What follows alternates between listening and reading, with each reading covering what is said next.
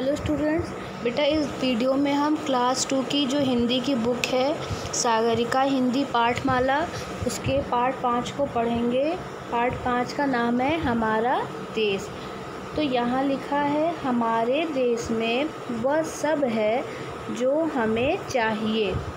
हम अपने देश के लिए क्या कर सकते हैं। ठीक है, कविता पढ़कर जानिए। ठीक है, मतलब हमारे देश में वह सब कुछ है जो हमें चाहिए और हम अपने देश के लिए क्या कर सकते हैं, हमें इस कविता को पढ़कर जानना है। तो सबसे पहली लाइन है यहाँ पे कि भारत हमारे देश का नाम है, हम भारत देश में रहते हैं। तो भारत देश है सबसे न्यारा, हमको है प्राणों से प्यारा। ठीक है, यहाँ जाति धर्म अनेक हैं, मिलजुल कर सब एक हैं।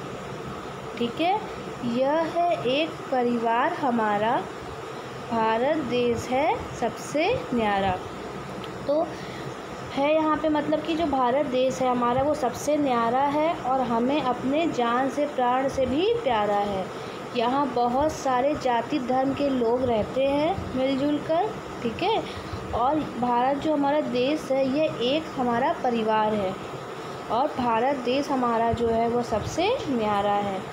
आगे देखिए कि उत्तर में पर्वत राज हिमालय, इसके उत्तर साइड में कौन सा हिमालय है, पर्वत कौन सा है, कौन सा पर्वत है, हिमालय। इसके उत्तर में कौन सा पर्वत है, हिमालय है। दक्षिण में है सागर जलमय और दक्षिण दिशा में कौन क्या है, यहाँ पे सागर समुद्र है। बहती है नदियों की धारा, नदियों की धारा मतलब नदियाँ बहती हैं उसको बोल रहा है। भारत देश है सबसे न्यारा, भारत हमारा कैसा देश है, सबसे न्यारा देश है, मतलब सबसे प्यारा देश है। उसके बाद देखिए यहाँ है कि मंदिर मस्जिद गिरजा घर गुरुद्वारे। मंदिर में कौन पूजा करने जाते हैं, हिंदू लोग मस्जिद में, मुस्लिम गिरजाघर में कौन जाता है पूजा करे, जो क्रिश्चियन होते हैं ईसाई लोग। गुरुद्वारे में कौन जाता है, कौन जाता है गुरुद्वारे में, वो जो पंजाबी लोग होते हैं। ठीक है, वे लोग जाते हैं। उसके बाद है पूजा घर अपने ही सारे, मतलब चाहे मंदिर हो चाहे मस्जिद हो, ठीक है, और चाहे गिरजाघर हो चाहे गुरुद्वारा, जहाँ सिख लोग पूजा करने जाते हैं, सभी पूजा घर है अपना ही। ठीक है, ये सभी क्या है, पूजा घर है। इनमें एक भगवान हमारा, मतलब भले ही अलग अलग मंदिर मस्जिद गिरजाघर गुरुद्वारा अलग अलग जगह है, लेकिन इनमें हमारा भगवान मतलब जो रहते हैं वो एक ही हैं, बस अलग अलग नामों से और अलग अलग जगह पे रहते हैं। भारत देश है सबसे न्यारा, मतलब जो हमारा देश है भारत वह सबसे न्यारा है। ठीक है, तो बेटा इस कविता को आपको याद करना है और अपनी कॉपी में लिखना भी है। ठीक है, क्योंकि परीक्षा में ये आपको लिखने के लिए आएगा। आगे यहाँ पे देखिए शब्दार्थ दिया हुआ है। शब्दार्थ क्या है, पहला है देश। तो देश का क्या होगा, जहाँ लोग अपने समुदाय के साथ रहते हैं, जहाँ हम लोग रहते हैं। ठीक, पर्वत राज का क्या है, पहाड़ों का राजा। जलमय मतलब पानी से भरा हुआ। न्यारा मीन्स अनोखा।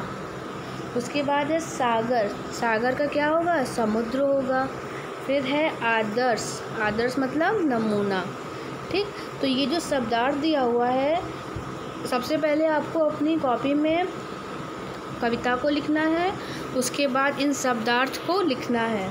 ठीक है, इसके नीचे देखिए अभ्यास दिया हुआ है और अभ्यास में जो प्रश्नों के उत्तर दिए हैं मैंने यहाँ पे नहीं लिखा है, मैं आपको इसको लिख के PDF बना के सेंड कर दूँगी। ठीक है, इन्हें भी आपको अपनी कॉपी में लिखना है। आगे देखिए, सही उत्तर के सामने सही का निशान लगाएं। ठीक है, तो भारत के उत्तर में क्या है, हिमालय है। हमारा देश किस नाम से जाना जाता है, भारत।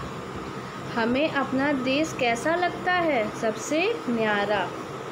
फिर देखिए इसके बाद और भी अभ्यास है कि कविता की पंक्तियाँ पूरी कीजिए। क है, यहाँ जाति धर्म अनेक हैं, मिलजुल कर सब एक हैं।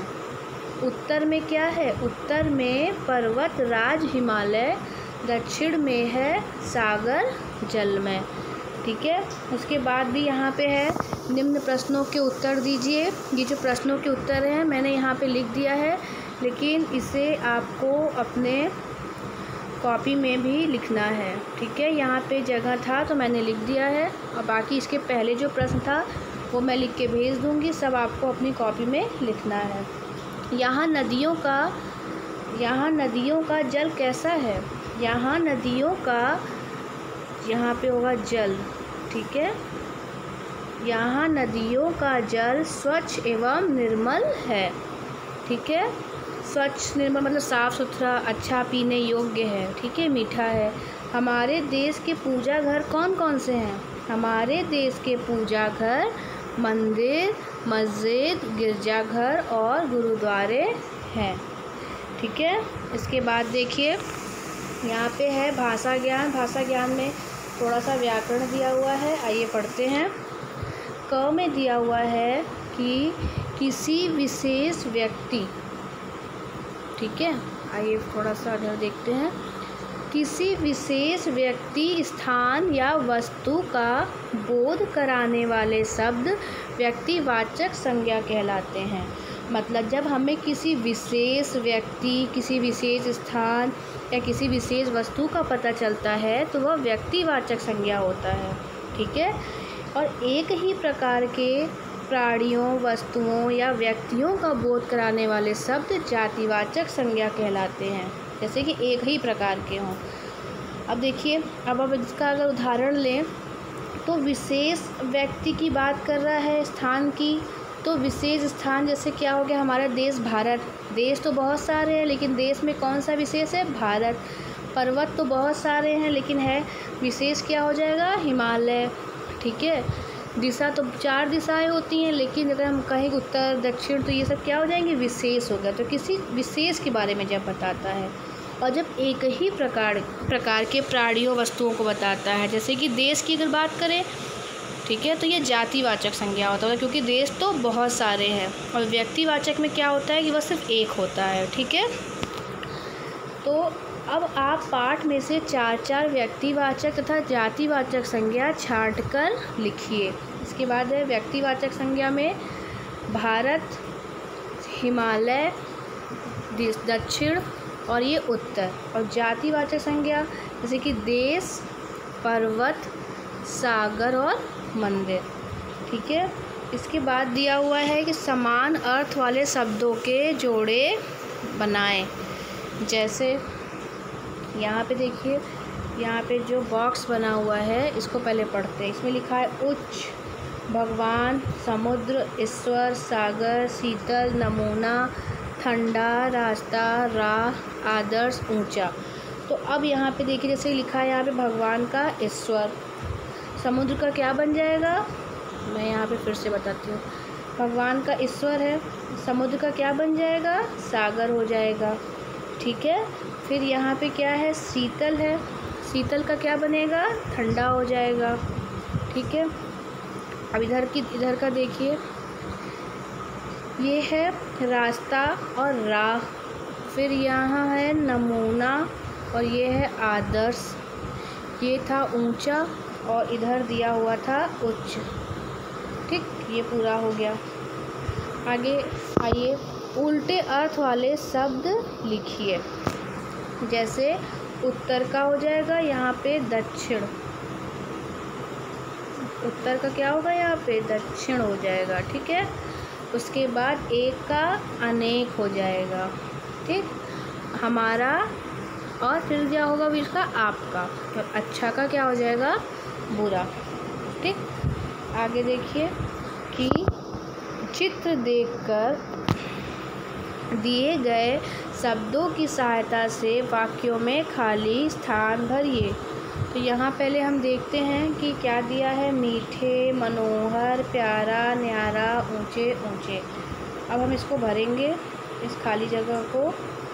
तो यहाँ पे है, भारत बहुत प्यारा देश है, यहाँ ऊंचे ऊंचे पर्वत हैं, मीठे जल से भरी नदियाँ हैं, यहाँ के झरने मनोहर गीत गाते हैं। मुझे अपना देश बहुत न्यारा लगता है। ठीक है,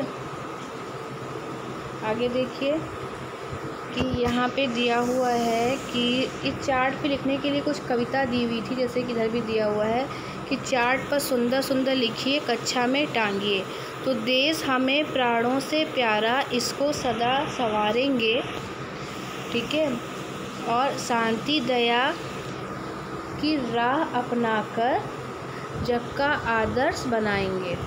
ठीक, तो इसे क्या है कि स्कूल में लिखना था आपको, मतलब चार्ट पेपर पे सजा के लिखना था, ये प्रोजेक्ट था, लेकिन अभी हम लोग इसको नहीं करेंगे। ठीक है, यहाँ पे है कि बिंदुओं को मिलाकर चित्र पूरा करिए और रंग भरिए।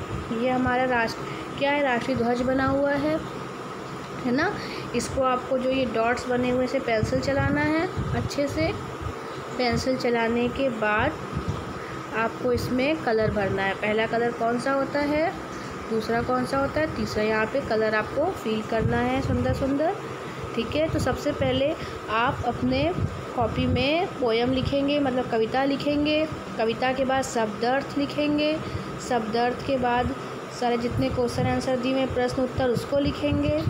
ठीक, और ये जो है ये आपको बुक में ही बनाना है, करना है। ठीक है, बस ये वीडियो यहीं पे कंप्लीट हो जाता है। आप इसे पढ़िए, रिवाइज़ करिए और अपने नोट्स को तैयार करिए। ठीक है, थैंक यू।